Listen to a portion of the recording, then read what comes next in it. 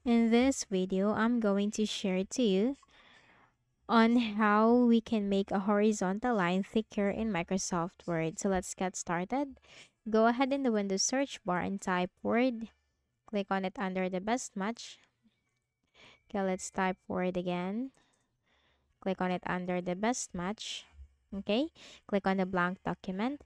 So from here, we just need to simply click on the Insert tab located at the ribbon. You can find shapes.